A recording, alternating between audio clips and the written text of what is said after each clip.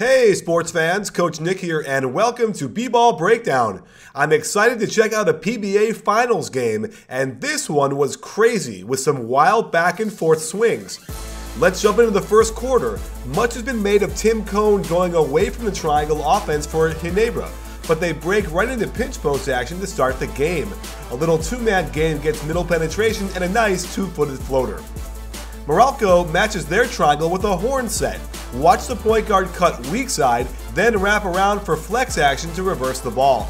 More flex action gets a pin down and wide open shot. Ginebra quickly gets out of the triangle and went to a 5-out motion set.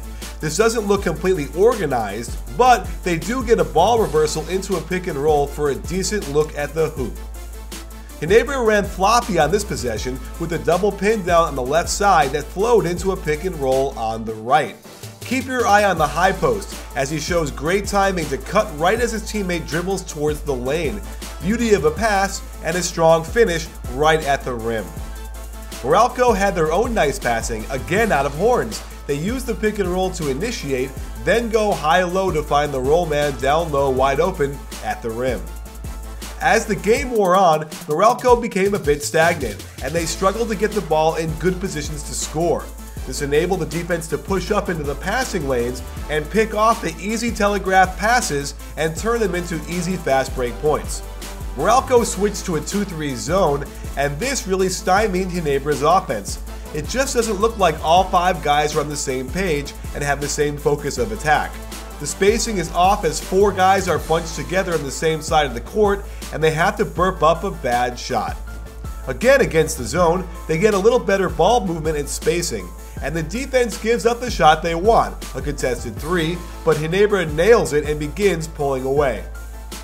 Meralco gave the defense problems all night with their pick and roll, and they hung tough for a while, exploiting the defense's lack of containment of the roll man.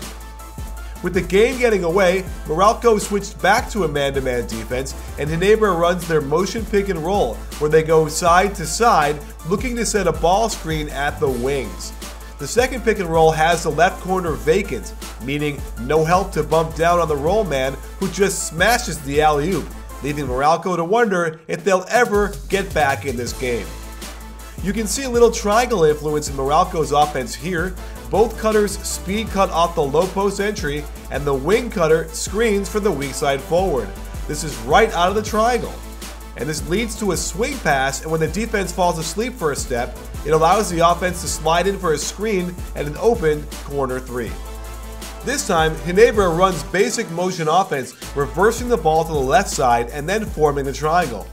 The corner cuts to the hoop while they try to run an elbow split out high. More great movement leads to a good shot, and while it misses, the defense has been spread out from the movement, allowing multiple attempts to put the ball back in. Looking for some way to get back in this game in the third quarter, Meralco uses a flare screen by their big to get him open on the right wing. Normally, interrupting your rhythm before shooting is pretty tough, but this three-pointer opened up the floodgates.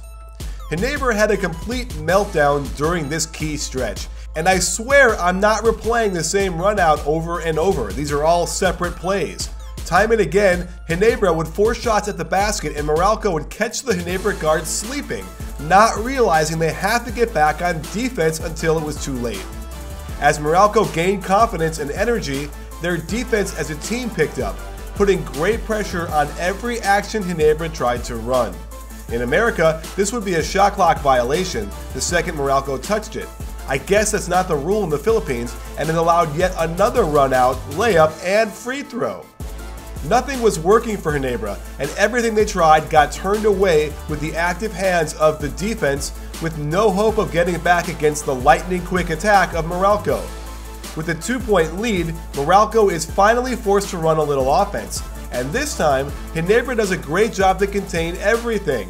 With the shot clock running down, they get a great strip of the ball, but it goes right back to Durham, who not only puts it in, but gets the and one as well. Again, the Meralco defense picked up its intensity and got another deflection of a pass, forcing a tough shot at the buzzer.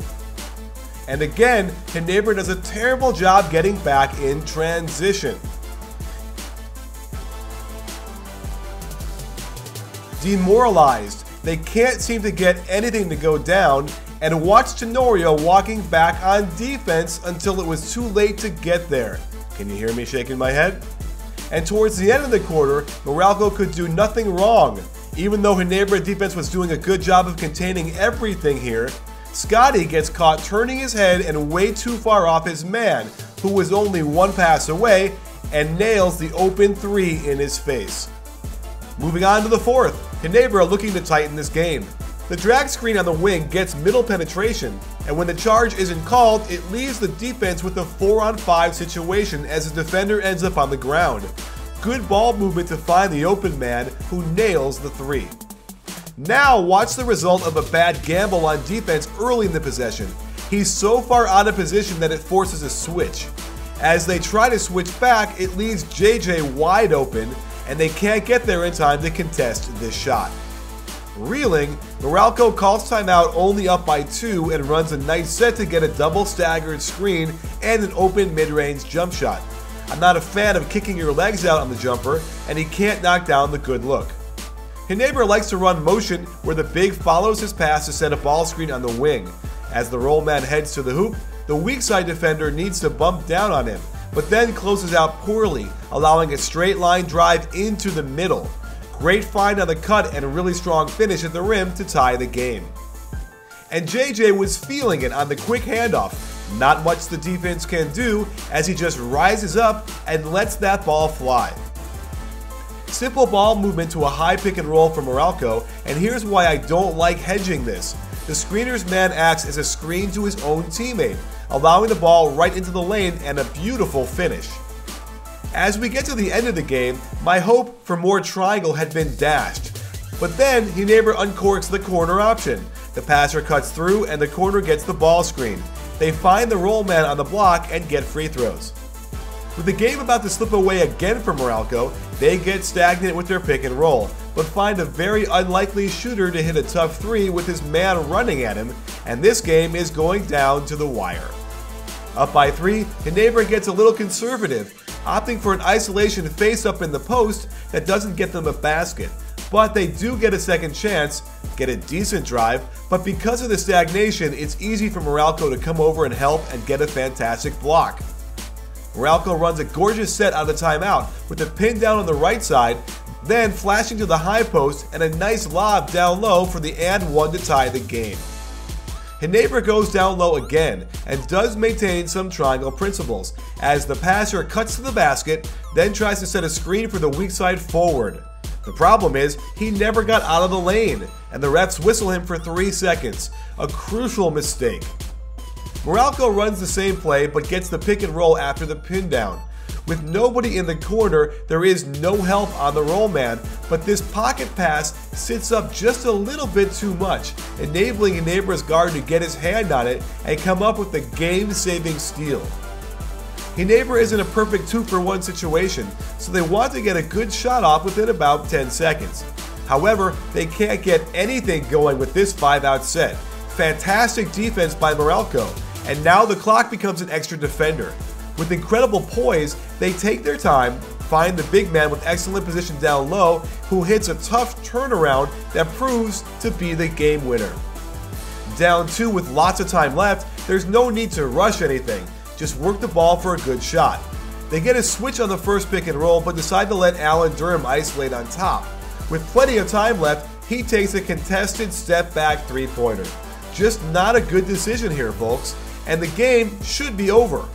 But wait, Tenorio, who's a good free throw shooter, misses both shots, giving Meralco one more shot at either tying the game or stealing it and taking a commanding 3-1 lead in this series.